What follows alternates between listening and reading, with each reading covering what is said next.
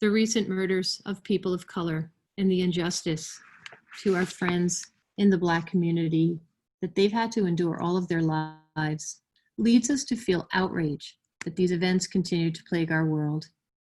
How can this happen in a country that was founded on the basic principles that every person is created equal and has the right to the pursuit of happiness, life, and liberty? We are capable of so much more.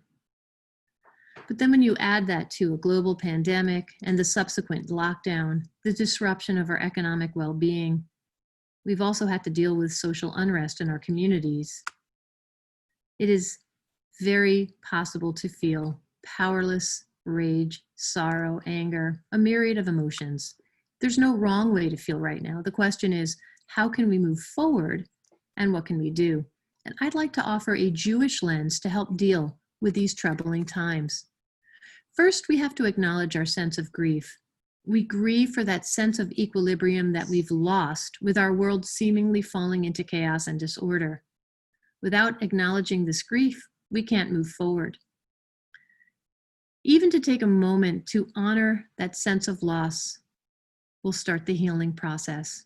Second, after acknowledging our grief, which can come out as anger, pain, outrage, we have to become willing to take action. Even though it feels like we're powerless to change anything, that's not true. After the shootings in Pittsburgh, the faith leaders reached out in solidarity to become friends and allies of the Jewish community. They supported us, and that is our job now. We must reach out to our friends and neighbors who may feel marginalized and angry and become allies and better friends to them. It is incumbent that we understand their experience of powerlessness and fear, and we'll see that our communities have a lot of similarities in common. And we will understand that as Jews, we have a lot of work to do to heal our world. Second, we have to become better educated as to how oppression is built into our current systems. And when we understand this, we can work as partners for change. Working for change helps us to feel motivated and alive.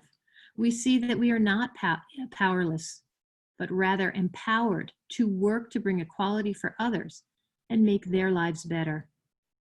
The Torah portion this week, Baha'alotecha, speaks of the cloud and fire that covered the Mishkan, or tabernacle.